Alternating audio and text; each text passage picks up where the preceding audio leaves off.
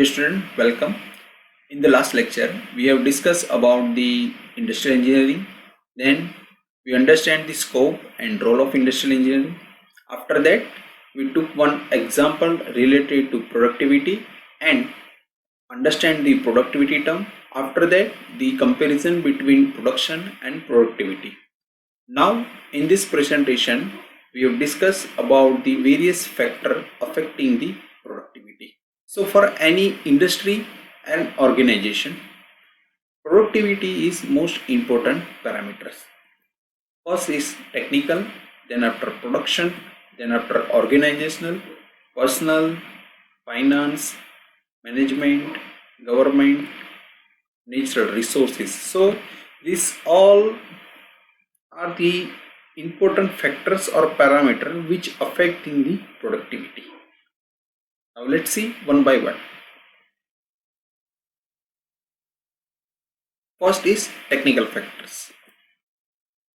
For any industry and organization, the technical factor is most important factor. Why this is most important factors? Let's see. First one is proper location. For any industry और organisation के लिए सबसे ज़रूरी जो है वो है plant और ऑर्गेनाइजेशन का लोकेशन, क्योंकि कोई भी इंडस्ट्री और ऑर्गेनाइजेशन में रॉ मटेरियल और उस पर फर्दर प्रोसेस करके जो हम आउटपुट प्रोडक्ट जो बनाते हैं उसके लिए मार्केट नेसेसरी है. सो प्रॉपर लोकेशन और proper location of any industry and organisation nearest to market. Second thing कि हमको जो स्किल लेबर चाहिए वो भी हमको मिलते हैं. और थर्ड चीज़ जो है वो हमको एनर्जी जो चाहिए, पावर सप्लाई या वाटर, वो भी हमको मिल जाती है, या ट्रांसपोर्टेशन फैसिलिटी वो भी हमको मिल सकती है. तो इसके लिए ये सब पैरामीटर है. उसके अंदर जो फर्स्ट है प्रॉपर लोकेशन. अगर लोकेशन ऐसा है कि हमको प्रोडक्ट परचेस करके कस्टमर तक को पहुंचाने के लिए काफ़ी ट्रांसपोर्टेशन कॉस्ट लगती है, कुछ एनर्जी का इश्यू है, या रॉ मटेरियल हमको नियरेस्ट मार्केट में से नहीं मिल रहा, हमको उसको मार्केट अपनी प्रोडक्ट को मार्केट में रखने के लिए काफ़ी सारी दिक्कतें आ रही है, तो यानी मार्केट काफ़ी अवे है from the plant location. So ये सब पैरामीटर जो है वो most important criteria for proper location. Then after the second is proper plant layout and size of the plant. अगर जो प्रोडक्ट हम बना रहे उसके लिए प्लांट की साइज है वो भी एक सफिशिएंट साइज होनी चाहिए. अगर प्लांट की साइज काफ़ी कम है तो अगर हमको प्रोडक्शन करना है और नियरेस्ट मार्केट भी अवेलेबल है लेकिन हम इतना प्रोडक्शन नहीं कर पाते क्योंकि जो साइज ऑफ प्लांट है वो काफ़ी कम है. दूसरी चीज़ है कि उसके अंदर प्रॉपर ऑर्गेनाइजेशन, यानी प्लांट का लेआउट इस तरह से होना चाहिए कि रॉ मटेरियल एक तरफ से इंसर्ट हो और नंबर ऑफ प्रोसेस कंप्लीट करके ही वो बाहर यानी आउटपुट प्रोडक्ट बन के बाहर आए. तो उसके लिए different type of production layout है, प्रोसेस लेआउट है, कंटिन्यूस लेआउट बोलते हैं या फिक्स लेआउट बोलते हैं. तो उस प्रकार का डिफरेंट टाइप के लेआउट जो है according to the production system और जो प्रोडक्ट बनाते हैं उसके मुताबिक हमको डिफरेंट टाइप के लेआउट जो है वो सिलेक्शन करना भी जरूरी है. Then after the third is latest technology and machinery. कोई भी इंडस्ट्री है उसके लिए सबसे ज़्यादा जो कंपटीशन में टिके रहने के लिए प्रोडक्शन को किस तरह से बढ़ाए, यानी नई नई टेक्नोलॉजी तो मार्केट में आती ही रहेगी, तो उसको कब एडॉप्ट करना है, कौन सी मशीनरी कौन से टाइम पे हमको परचेस करनी चाहिए और जिसकी वजह से कितना हम प्रोडक्शन या और मुनाफा बढ़ा सकते हैं अपनी ऑर्गेनाइजेशन या इंडस्ट्री का, तो वो भी देखना जरूरी है. उसके बाद जो पैरामीटर है प्रॉपर इक्विपमेंट. कोई भी प्रोडक्ट को मेजर करने के लिए या उसका प्रोडक्शन बढ़ाने के लिए प्रॉपर इक्विपमेंट और टूल्स का यूज़ करना जरूरी है. अगर हम फॉर एग्जांपल हमको कोई चीज़ यानी सिंपली लेंथ हमको मेज़र करनी है तो हम स्केल से मेज़र करते हैं या उसकी जगह पे हम वर्नियर कैलिपर से कुछ लेंथ मेज़र करते हैं, थिकनेस मेज़र करनी है या उसकी विड्थ मेज़र करनी है.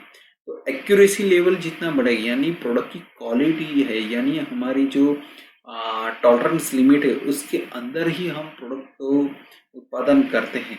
तो उसके लिए ज़रूरी है कि वो मेंटेन करने के लिए प्रॉपर इक्विपमेंट, टूल्स या मेजरिंग इंस्ट्रूमेंट का यूज़ करना बहुत ज़रूरी है.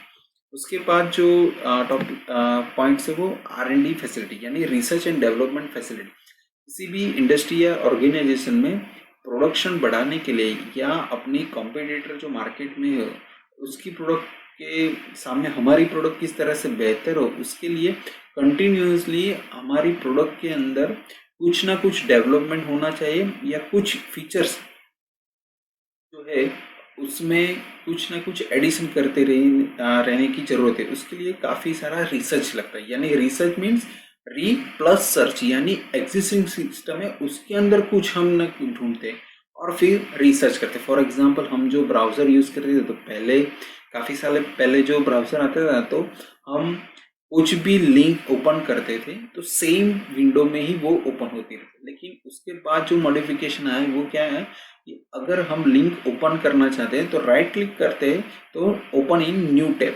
ओके, तो डिफरेंट तरह की वो स्ट्रेटेजी अब बनने लगी है कि किस तरह से वो चीज़ में कुछ एडिशन हो सकते। काफ़ी सारे अब तो है वो प्लगइन भी ऐड होते रहते हैं कि कुछ हमको सेटअप करना है तो उसके लिए एड ऑन प्लगइन जो है वो ऐड भी कर सके। तो डिफरेंट टाइप ऑफ रिसर्च जो है काफ़ी सारे फील्ड में आता रहता है और उसकी वजह से प्रोडक्ट जो है मार्केट में टिक भी सकती है और कंपटीशन जो है वो भी टफ बनी रहती है, जिससे कस्टमर को काफ़ी सारी अच्छी चीज़ें जो है वो उसकी प्रोडक्ट में उसको मिलती रहेंगी। Then after the next is automation and computerisation. जिस तरह से अगर मैन्युअली वर्क होता है उसकी वजह पर हम अगर कुछ ऑटोमेटिक मशीन का यूज़ करते हैं, कुछ कंप्यूटराइज सिस्टम यानी स्टॉक कितना है अवेलेबल है, कितना प्री ऑर्डर करना पड़ेगा, मार्केट में डिमांड बढ़ रही है तो किस प्रकार के और ये रिक्वायरमेंट है उसको हम किस तरह से अचीव कर सकते हैं, वो सब फैक्टर भी है वो हम डेटाबेस सिस्टम में रख सकते हैं। सो this is the important parameter or factors which affect the productivity. So by maintaining this point or this factor of the technical factors, by maintain or keeping on time in such situation the productiveness is increasing. So this is first technical factor. Then after the second one is production factor. So in production factor, the all department should be properly planned, coordinate and control.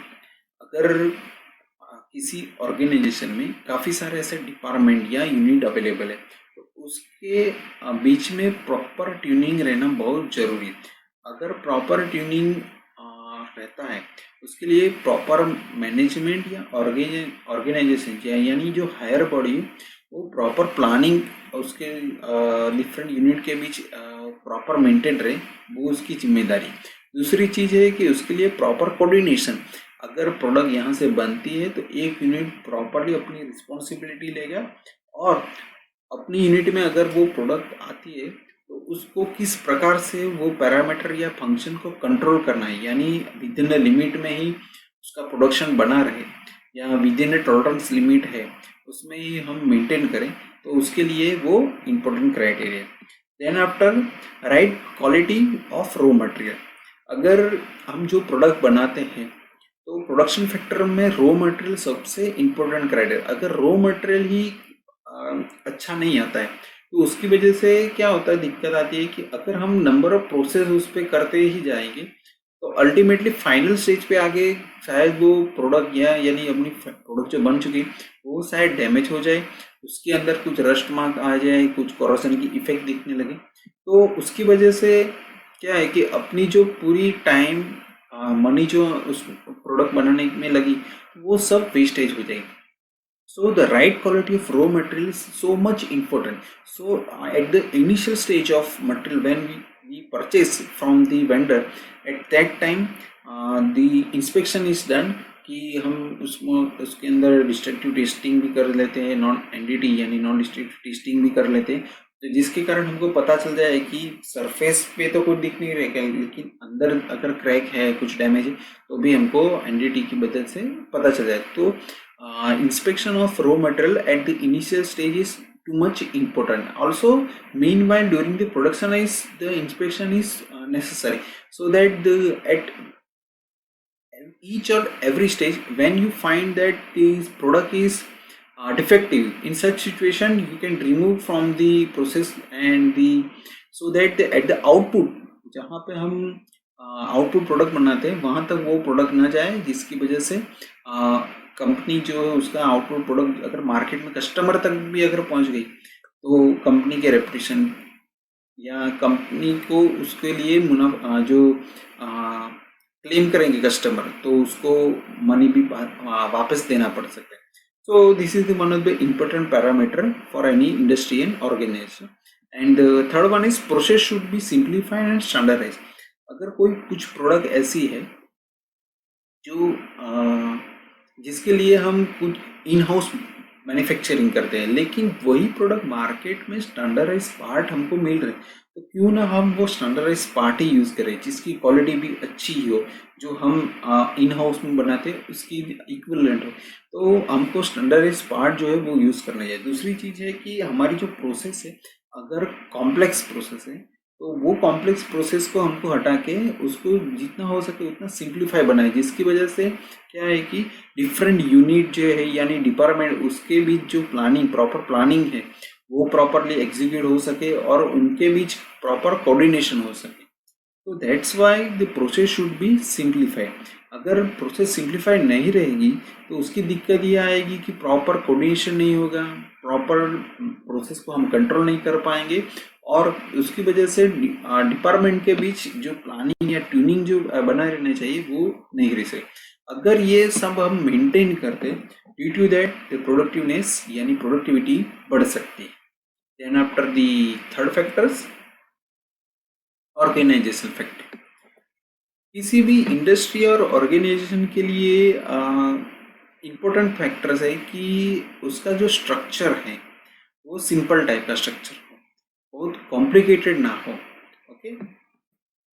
Second है कि authority and responsibility of every individual and department should be defined properly. अभी हम समझते हैं कि कोई भी industry और ऑर्गेनाइजेशन है उसके अंदर जो डिफरेंट डिपार्टमेंट है, यूनिट्स है, तो उसके अंदर जो शिफ्ट इंचार्ज है यानी वो लेबर है उसका हेड है, मैनेजर है, मेंटेनेंस डिपार्टमेंट के हेड है, प्रोडक्शन के डिपार्टमेंट के हेड है, तो उनके बीच प्रॉपर ट्यूनिंग बने रहना बहुत जरूरी है. और उन सभी लोगों की कौन कौन सी रिस्पॉन्सिबिलिटी, उनका ड्यूटी लिस्ट यानी कि उसकी क्या जिम्मेदारी है, उसको क्या करना जरूरी है, उसकी ड्यूटी लिस्ट में क्या आएगा, तो वो भी रिस्पॉन्सिबिलिटी सबकी फिक्स होनी चाहिए फॉर एवरी डिपार्टमेंट मेंबर यानी मैन पावर का भी होना चाहिए. और दूसरी चीज़ जो है कि the line and staff relation should also be clearly defined to avoid conflict between them. कि क्या रोल है उनकी, आपको अगर टास्क दिया गया है तो ये आपकी जिम्मेदारी रहेगी कि आपको ये टास्क कंप्लीट करना है. तो ये रिस्पॉन्सिबिलिटी दर एक जो वर्कर है या जो मैनेजर है या मेंटेनेंस डिपार्टमेंट उसकी जिम्मेदारी फिक्स की दी जाए. तो एनी इंडस्ट्री एंड ऑर्गेनाइजेशन में ये सबसे इम्पोर्टेंट क्राइटेरिया है कि जिसकी वजह से कभी कभार ऐसा भी है कि यहाँ पे हम ये जो वर्ड है simple type of organisation should be use, because कि जितना कॉम्प्लिकेशन यानी कॉम्प्लिकेटेड स्ट्रक्चर हम हमारे इंडस्ट्री या ऑर्गेनाइजेशन का बनाएंगे उसकी दिक्कत ये आएगी कि उतना कॉम्प्लिकेशन होने की वजह से कुछ इश्यू जो राइज हो गए वो हमारे तक आएगी नहीं और सडनली वो इतने राइज हो जाएगी कि हमको रिजोल्व करने में काफ़ी टाइम लग सकता है. सो ये दिक्कत ना आए इसकी वजह से सिंपल टाइप का ऑर्गेनाइजेशन रखना बहुत जरूरी है. So by using this technique we can increase the productiveness. Then after the fourth is personal factor. कोई भी इंडस्ट्री और ऑर्गेनाइजेशन में सबसे इम्पोर्टेंट जो फैक्टर्स है वो मैन पावर है. तो प्रोडक्ट की जो क्वालिटी है वो डिपेंड अपॉन पर्सन या लेबर या स्किल वर्कर. सो उसके लिए ज़रूरी है कि उसको प्रॉपर ट्रेनिंग देनी चाहिए, या फिर अगर वो ट्रेन पर्सन नहीं है तो उसको स्टेप बाय स्टेप उसको मोटिवेशन करके जो लेवल अचीव हमको करना है वो लेवल तक लाना जरूरी. दूसरी है कि उसका डेवलपमेंट भी होना जरूरी है कि उसको किस तरह से हम डेवलप करते हैं. फॉर कुछ नए प्रोजेक्ट आ रहे हैं तो उसके लिए भी हमको रेडीनेस करना पड़ेगा कि हमारे जो ओल्ड लेबर है उसको स्टीरियोटाइप वही वर्क देना जरूरी नहीं, उसको भी हम डेवलप करेंगे कि कहीं कुछ नई प्रोजेक्ट हम कंपनी प्लानिंग कर रही है तो उसके रिगार्डिंग भी उसको ट्रेनिंग और उसका डेवलपमेंट भी करना जरूरी है। Second, provide better working condition and working environment. काफ़ी सारी ऐसी इंडस्ट्री है कि जहाँ पे प्रॉपर वर्किंग कंडीशन अवेलेबल नहीं। कहाँ पे ऐसा भी है, कई इंडस्ट्री में ऐसा भी ऑयल का कंटेनर होता है, उसमें से ऑयल लीकेज हो रहा है। कुछ मेंटेनेंस डिपार्टमेंट है जहाँ पे ग्रीस ऐसे बड़ी है, कुछ स्पैनर ऐसे भी रख देते हैं। तो प्रॉपर वर्किंग कंडीशन होना जरूरी है। सेकंड है कि फॉर एग्जांपल कास्टिंग इंडस्ट्री या बॉयलर है तो वहाँ पे हीट ज़्यादा रहती है। कास्टिंग इंडस्ट्री जहाँ पे फर्नेस में से मेटल को मेल्ट करके हम पोर करते हैं तो प्रॉपर उसका स्पेस रहना चाहिए कि फर्नेस है वहाँ से जो हमारा कास्टिंग है वहाँ पे फिलअप पोरिंग करना है तो हीटिंग सिस्टम तक लाने के लिए प्रॉपर लेडिंग सिस्टम होना जरूरी है। तो हम मोल्टन मेटल को one station to another station easily transfer कर सके, उसके बीच काफ़ी ऐसे ऑब्स्टेकल नहीं होने चाहिए। दूसरी चीज़ है कि वर्किंग एनवायरनमेंट। किसी भी ऑर्गेनाइजेशन और इंडस्ट्री में working environment most effectively affect the production और प्रोडक्टिविटी। अगर एक यूनिट के दूसरी यूनिट से बनती रहेगी, कोऑर्डिनेशन प्रॉपरली होगा तो उस तभी ये वर्किंग एनवायरनमेंट बने रहेगी। कि उसके लिए कुछ मोटिवेशन टेक्निक भी यूज़ करते हैं, कभी कभार कुछ टूर ऑर्गेनाइज करते हैं, कुछ ट्रेनिंग रखते हैं, वो प्लांट में नहीं रखते, कुछ ऐसी फॉर एग्जांपल गोवा है तो ऐसी जगह पे ट्रेनिंग 3 डेज की ट्रेनिंग 1 वीक की ट्रेनिंग रहेगी तो they will provide better working environment और वहाँ पे वो रिफ्रेशमेंट टाइप की ट्रेनिंग भी देते हैं। तो this is one of the advantage. Then after the third is properly motivated. Person जो है उसको प्रॉपर मोटिवेट करना जरूरी है। अगर वो कुछ करता है तो एज अ ऑर्गेनाइजेशन जो है उसको कंसिडर करना चाहिए कि ये in future for industrial organisation के लिए बहुत बेनिफिट है। तो पर्सन को प्रॉपरली मोटिवेट करना चाहिए। मोटिवेशन के लिए डिफरेंट टाइप की टेक्निक्स हैं। For example best employ award देते हैं, कुछ पर्सन को in terms of financial support करते हैं कि अगर ये टीम या ये यूनिट ने इतना प्रोडक्शन किया है, अचीव किया है तो उनकी सैलरी में जो है करीबन 0.01% इंक्रीजिंग मिलता है। Okay, so this are the different motivation technique. Then after financially, तो फाइनेंशियली में दूसरा एक है कि काफ़ी सारी इंडस्ट्री जो है वो 3 मंथ के बाद, जो जनवरी से फरवरी मार्च, तो 3 मंथ के बाद उनको 3 मंथ में जितना प्रोडक्शन होता है उसका जो मुनाफा आएगा उसके सम परसेंटेज वो इन टर्म्स ऑफ सैलरी में अपनी जो एम्प्लॉयर है उनको देंगे। Then after non financial support. Non financial support यानी कि काफ़ी सारी इंडस्ट्री वैसी भी है जिसके अंदर वो फाइनेंशियली सपोर्ट नहीं देगी लेकिन अदर फैसिलिटीज़ देगी। फॉर एग्जांपल हमारे यहाँ जो IOCL है यानी या रिलायंस की टाउनशिप है तो यहाँ पे हम देखेंगे तो काफ़ी सारे कस्टमर जो है जो यूज़र है यानी एक्चुअली कि वो लोग जो उनकी कंपनी में है, फॉर एग्जांपल IOCL कंपनी की मैं बात करता हूँ तो उसमें ऐसा है कि वहाँ पे जो पावर्स है यानी एनर्जी हम यूज़ करते हैं तो एनर्जी के फॉर एग्जांपल 500 रुपीज़ बिल आता है, उसमें से 50% अमाउंट जो बिल है वो कंपनी पे करेगी। और दूसरी ऐसे भी फैसिलिटी देते हैं कि मोबाइल फैसिलिटी, जिसके अंदर मोबाइल का बिल जो है वो कंपनी पे करेगी सम अमाउंट तक। Okay, free calling for nearest और उनके सर्कल के बीच। तो डिफरेंट नॉन फाइनेंशियल सपोर्ट भी उनको देते हैं विथ पॉजिटिव इंसेंटिव। और काफ़ी सारे ऐसे फेस्टिवल आते हैं वहाँ पे उनको इंसेंटिव के टर्म में भी कुछ देते हैं। तो this are the some techniques. Also the job security some most important criteria for any industry और ऑर्गेनाइजेशन के बीच के लिए सबसे इम्पोर्टेंट है कि वो अपने मैन पावर जिसके पीछे उन्होंने काफ़ी सारे ट्रेनिंग में वक्त बर्बाद किया है, काफ़ी सारे डेवलपमेंट उनके अंदर किया है, बेटर वर्किंग कंडीशन और वर्किंग एनवायरनमेंट को प्रोवाइड करते हैं, बेसिकली मोटिवेट करते। तो उनके बाद भी अगर कुछ ऐसी दिक्कत आ जाते हैं तो उसमें अगर वो उसको नोटिस देते हैं और उसको कहते हैं कि भाई हम तुमको निकाल देते हैं, तो कंपनी अगर ऐसा बिहेवियर करेगी एज ए ऑर्गेनाइजेशन तो उसकी जॉब सिक्योरिटी नहीं है, उसको पता चल जाएगा। तो सबसे इम्पोर्टेंट क्राइटेरिया है कि जॉब की सिक्योरिटी अगर किसी वर्कर या लेबर या ऑपरेटर को मिल जाएगी कि नहीं, ऐसी जो गलती होती है वो नहीं, दूसरी बार नहीं होगी, लेकिन इस बार हम इसको कंसिडर कर लेते हैं। तो this is some important criteria कि जॉब सिक्योरिटी रहना बहुत जरूरी है। नहीं तो क्या होगा कि मैन पावर जो है एक इंडस्ट्री से दूसरी इंडस्ट्री में शिफ्ट होते रहेंगे। Then after opinion and suggestion of worker should be given importance. कोई भी इंडस्ट्री या ऑर्गेनाइजेशन है उसमें सबसे इम्पोर्टेंट क्राइटेरिया ये भी है कि काफ़ी दफ़ा ऐसे भी देखा गया है कि जो लोअर वर्कर है, जो मशीन पर वर्क करते हैं या कुछ लेबर है जो मटेरियल हैंडलिंग करते हैं, उसकी कोई बात नहीं सुनता है, क्योंकि everyone knows I am boss. So उस कंडीशन में क्या होता है कि पर्सन की अगर बात आप नहीं सुनेंगे तो मैनेजमेंट को पता ही नहीं चलेगा कि क्या दिक्कतें एज ए शॉप फ्लोर पर या ग्राउंड लेवल पर आ रही है।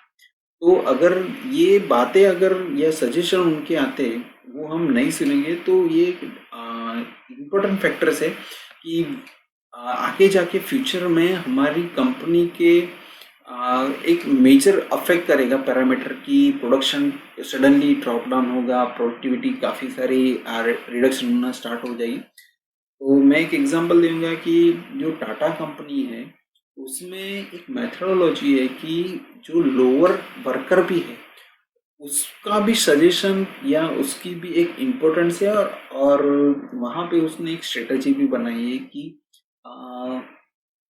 विद इन वीक कुछ भी परफॉर्मेंस आता है, कुछ ऑपरेटर का भी है, अगर उसमें मैनेजर भी है या टीम लीडर भी है, उसके बजाय अगर कुछ लोअर ग्रेड का पर्सन है उसकी भी एफिशिएंसी कुछ दिख रही है, कुछ प्रोडक्शन में दिख रही है या कुछ इफेक्टिवली वर्क वो कर रहा है, तो उसको पर्सन ऑफ द वीक या पर्सन ऑफ द मंथ का एक अवार्ड दिया जाएगा। So this is the one of the techniques for in the case of personal factor. Then after proper transfer, promotion and other personal policies.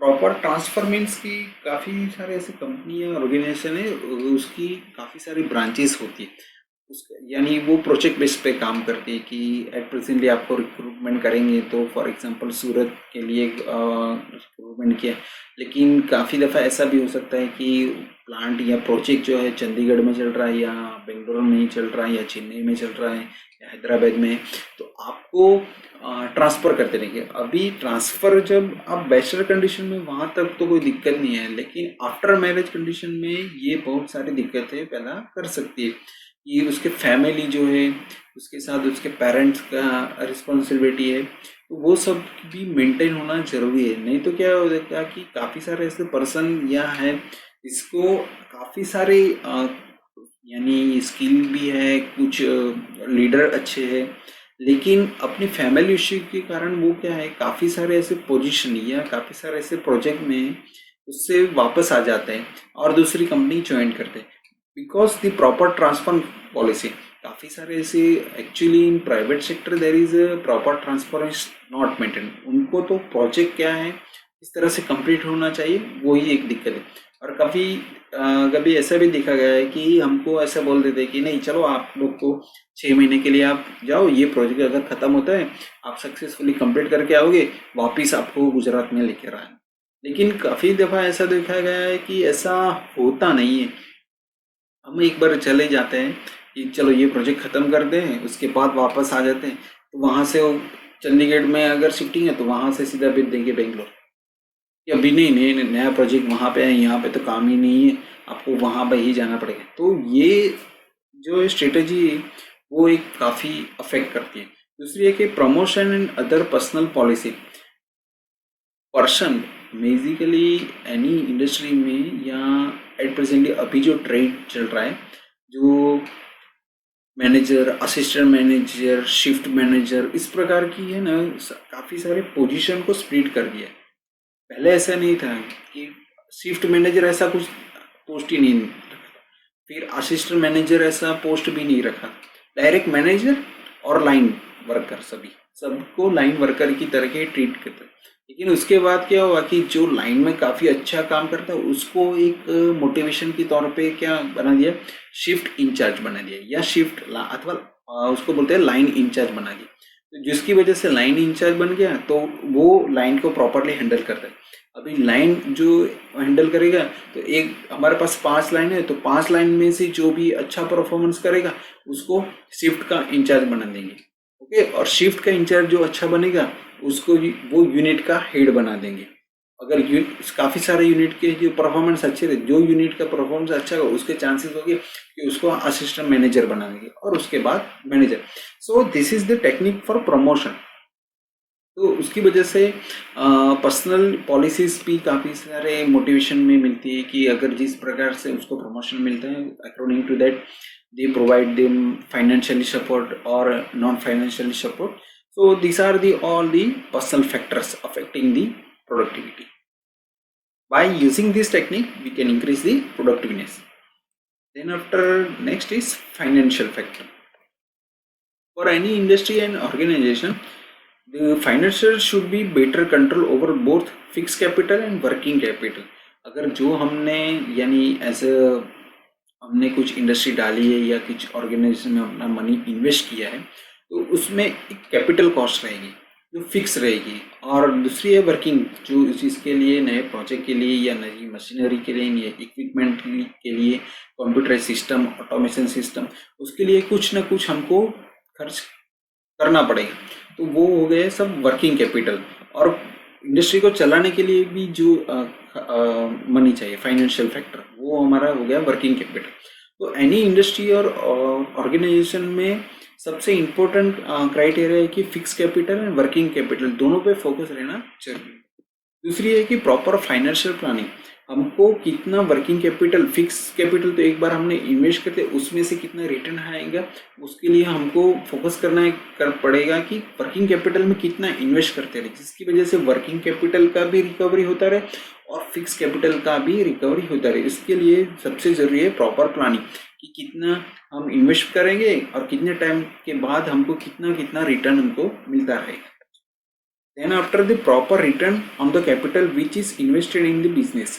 So amount what we invest in the any industry and organization, कितने time में हमको return मिल जाएगा, तो this is financial factor. By maintaining this factor, we can increase the productiveness. Now next is management factor. कोई भी industry और organisation में management factor वो भी एक इम्पोर्टेंट फैक्टर माना जाता है। क्यों? The management should be scientific, professional and future oriented. कोई भी इंडस्ट्री है उसके अंदर ट्रेडिशनल मेथड की वजह कुछ साइंटिफिक प्रिंसिपल का यूज़ करते हैं, जिसकी वजह से भी प्रोडक्शन बढ़ सकते हैं। काफ़ी सारे ऐसे इंडस्ट्री थे पहले की उसके शेड के अंदर लाइट की दिक्कत आ रही है, तो काफ़ी सारे इंडस्ट्री ने क्या किया कि ट्रांसपेरेंट जो शीट है वो लगा दी, जिसकी वजह से नेचुरल लाइट जो है उसकी इफेक्ट होने लगी। दूसरी चीज़ है कि हॉट गैसेस जनरेट होते थे, उसके लिए एग्जॉस्ट फैन लगा देते, उसकी वजह अभी क्या होगा, एक आप काफ़ी सारी इंडस्ट्री के शेड में देखोगे ऊपर की तरफ एक बलून जैसा लगा देते, और वहाँ जो टेम्परेचर डिफरेंस उसकी वजह से हॉट गैसेस जो है ऊपर चली जाती है, और वो फैन के लिए जो एग्जॉस्ट फैन में पावर कंजप्शन होता है वो अब नहीं हो रहा, और due to the temperature difference वो एयर जो है वो हमारी यूनिट या सिस्टम में से बाहर निकलती है और फ्रेश एयर जो है वो इनटेक होती रही। So this is some scientific technique. Then after professional, कुछ ऐसे प्रोडक्ट हम बनाते हैं तो उसके लिए प्रोफेशनलिज्म भी होना चाहिए, यानी मार्केटिंग स्ट्रेटेजी काफ़ी अच्छी होनी चाहिए। हमारे प्रोडक्ट की क्वालिटी अच्छी है लेकिन हमारी मार्केटिंग यानी पैकेजिंग जो कस्टमर वो प्रोडक्ट लेके अट्रैक्ट ना हो, तो उसके लिए प्रोफेशनलिज्म भी कुछ ज़रूरी है कि मार्केटिंग स्ट्रेटेजी के लिए काफ़ी सारे सेलिब्रिटी को भी हायर करते हैं, जिसकी वजह से वो प्रोडक्ट परचेस करने के लिए कस्टमर जो है वो अट्रैक्ट हो सके। एंड द फ्यूचर ओरिएंटेड, अगर कुछ प्रोडक्ट ऐसी है उसमें कुछ R&D यानी रिसर्च एंड डेवलपमेंट हम करते रहते हैं और हमारे प्रोडक्ट में कुछ इम्प्रूवमेंट आता है, उसकी वजह से हम कुछ फ्यूचर में क्या कर सकते हैं उसके रिगार्डिंग भी हमको देखना चाहिए। For example Jio, this is future oriented. Okay, Reliance जो है, रिलायंस का केस सबको मालूम है कि दो ब्रदर है, मुकेश अंबानी और अनिल अंबानी। अनिल अंबानी है और मुकेश अंबानी, जब धीरू भाई चले गए उसके बाद जो है अनिल अंबानी को रिलायंस टेलीकॉम जो है वो उसके पास था, लेकिन उसका उसमें उसने इतना रिसर्च और डेवलपमेंट नहीं किया, जिसकी वजह से उसको रिलायंस टेलीकम्युनिकेशन बंद करना पड़ा। जब रिलायंस टेलीकम्युनिकेशन था उस टाइम पे टाटा के जो मोबाइल ओरिएंटेड ओरिएंटेड जो फोन थे वो भी मार्केट में थे, लेकिन टाटा को भी वो प्रोजेक्ट जो है वो बंद करना पड़ा। सो फ्यूचर ओरिएंटेड में अब देखेंगे कि जियो जो है वो मार्केट में आ गया है। उसने काफ़ी सारे कॉम्पिटिटर जो है, वोडाफोन है, आइडिया है, सबको साइड में करके काफ़ी सारे फीचर्स इन लेसर अमाउंट, तो वो एक फ्यूचर ओरिएंटेड टेक्निक्स भी है। और 4G टेक्निक्स या इन फ्यूचर में वो 5G techniques. Okay, so they will use different type of future oriented risk also. Then manager should possess imagination, क्या आगे रिक्वायरमेंट रहेगी, किस तरह की कस्टमर की फ्यूचर रिक्वायरमेंट रहेगी, वो भी एक जरूरी है।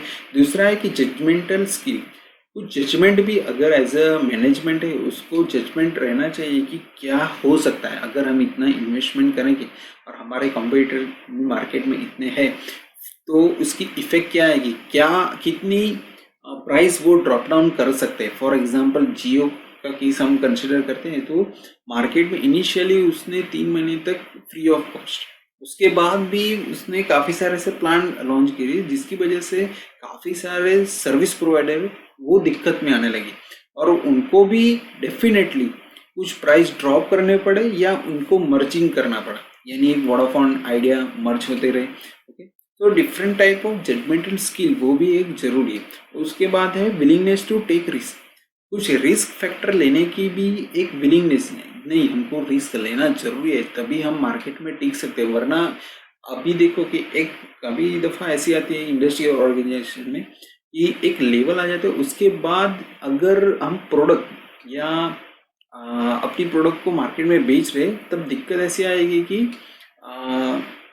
कंपटीटर इतने टफ है कि हमको अपनी प्रोडक्ट पे कुछ रिस्क नहीं लगे तो हम मार्केट में से ऐसे भी निकल जाने वाले। तो वो ना हो उसके लिए हमको अपनी प्रोडक्ट पे अगर कॉन्फिडेंस है तो एक रिस्क लेना बनता है। Then after use the recent technique of production, at presently जो मार्केट में स्ट्रेटेजी है कि प्रोडक्शन किस प्रकार से हमको बढ़ाना है, तो लेटेस्ट जो अवेलेबल इंस्ट्रूमेंट है, मशीनरी है, टूल्स है, उसका अवेयरनेस भी रखना जरूरी है और अगर टाइम टू टाइम उसको अपकीपमेंट भी करना जरूरी है। And develop better relation with employ and trade union, अगर मैनेजमेंट जो है अपने एम्प्लॉयर के साथ और जो ट्रेड यूनियन जो सप्लायर उसके साथ कुछ अच्छे रिलेशन रखेगी तो टाइम टू टाइम उसको फीडबैक भी मिलता रहेगा कि आपके जैसे ही प्रोडक्ट कुछ दूसरी आपके जो कंप्यूटर है वो भी बना रहे हैं या आपकी प्रोडक्ट कस्टमर काफ़ी एक्सेप्ट कर रहे हैं और वो कह रहे हैं कि इसमें ये फीचर्स भी मिल जाता है तो अच्छा रहेगा। सो डेवलप बेटर रिलेशन विद, यानी फीडबैक जो कस्टमर से हमको मिलेगा वो एज ए वेंडर या ट्रेड यूनियन से भी हमको मिलता है, एम्प्लॉय से भी हमको मिल सकता है। तो this is management factor. And last one is encourage the employ to give suggestion, काफ़ी दफ़ा ऐसा देखा गया है कि यानी इंडस्ट्री और ऑर्गेनाइजेशन में मैनेजमेंट जो है काफ़ी सारा ऐसे डिसीजन लेते हैं कि जो अपने एम्प्लॉय की नहीं सुनते। उसकी वजह से क्या होता है कि एम्प्लॉय का जो सजेशन है वो नहीं आएगा तो अपनी तरह से मैनेजमेंट अपने डिसीजन लेते जाएंगी और एम्प्लॉय को बोलेगी आपको यही करना है, इस तरह से ही करना है, हम जो बोलेंगे आपको वही करना है, आपकी कोई बात नहीं सुन। तो उसकी वजह से क्या होगा कि उनको मोटिवेशन नहीं मिलेगा और वो अल्टीमेटली अफेक्ट करेगा प्रोडक्शन पे और प्रोडक्टिविटी भी डिक्रीज है। अगर ऐसा नहीं करते तभी जाके हमारी प्रोडक्टिवनेस जो है वो बढ़ेगी। तो this is management factor. Then after next factor is government factors. In government factors the management should have proper knowledge about the government rules and regulation। किसी भी इंडस्ट्री और ऑर्गेनाइजेशन के अंदर गवर्नमेंट यानी स्टेट गवर्नमेंट भी है या central government है, सबकी पॉलिसी टैक्स रेट काफ़ी अलग थे तो वो अभी स्ट्रीमलाइन हो गया चुका है। कुछ गवर्नमेंट की पॉलिसी रहेगी कि आप विद इन इंडिया में अगर प्रोडक्ट बेचते हो उसकी प्राइस ये रहेगी, आप बाहर बेचोगे तो इसकी प्राइस ये रहेगी। सो दिस इज गवर्नमेंट फैक्टर, क्या टैक्सेस बढ़ेगी, ट्रांसपोर्टेशन कॉस्ट की क्या रहेगी, ओके, तो वो भी देखना जरूरी है। दूसरी चीज है कि maintain good relation with government. अगर गवर्नमेंट के साथ काफी अच्छे रिलेशन रहेंगे तो आपकी इंडस्ट्री और ऑर्गेनाइजेशन को मुनाफा कमाने या कुछ आप बोल सकते हैं कि काफी कम दामों में भी आपको कुछ एडवांटेज मिलता रहेगा, टैक्स में भी एडवांटेज मिलता रहेगा। Okay, so government factor is one of the important factors which affect the productivity also somehow. So it will increase the productiveness. Then after natural resource factor, natural resource factor means कि actually man power जो है या land है, availability है या raw material are vital to the productivity improvement. This are the natural resource we have consider कि available of skill worker या operator या लेबर, और लैंड काफ़ी प्रॉपर लोकेशन पे मिल जाना जिसकी वजह से प्रोडक्शन हम यानी नियरेस्ट मार्केट हमको मिल सकते हैं या हम अपनी प्रोडक्ट मार्केट पे रख सकते हैं या रॉ मटेरियल नियरेस्ट मार्केट में से मिल सकते हैं। तो ये सब तो एक नेचुरल रिसोर्स में भी हम कंसिडर कर सकते हैं। लेकिन उसके अलावा भी है कि natural disaster including the natural resources, काफ़ी सारे ऐसे कॉयल की माइनिंग है या और की माइनिंग है, वहाँ पे शायद कुछ ऐसे दिक्कत आ जाए, लैंड स्लाइडिंग हो जिसकी वजह से हम कर नहीं पाते या हैवी फ्लड आ जाता है उसकी वजह से हम माइनिंग नहीं कर पाते। तो ऐसे भी ये सब है नेचुरल डिजास्टर जिसकी वजह से हम कुछ नहीं कर पाते, like tsunami affect the various production sector in और any industry, also earthquake which affect the industry organization या वॉल्केनिक इरप्शन, वॉल्केनो यानी ज्वालामुखी जो उसकी वजह से कुछ दिक्कतें आ सकती है तो भी हम कुछ नहीं कर सकते।